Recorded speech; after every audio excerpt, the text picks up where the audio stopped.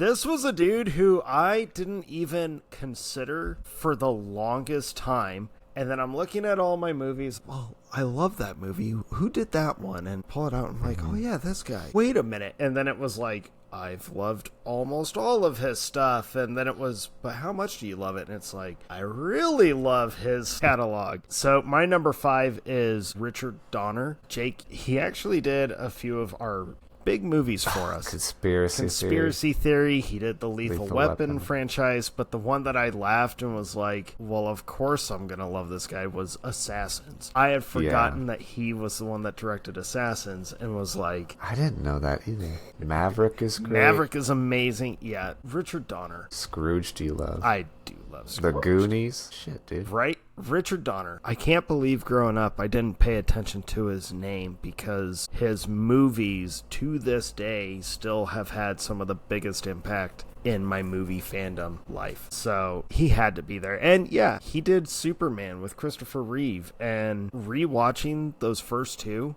they really are that good. Yeah, absolutely. And he directed several episodes of iconic television too. The Twilight Zone, Man from U.N.C.L.E., Gilligan's Island, Perry Mason, Get Smart, The Fugitive, Wild Wild West. Not the movie. Right. The show. That the movie was loosely based on. Very loosely. Essentially, like, we have characters named the same, and it's cowboys. The Omen.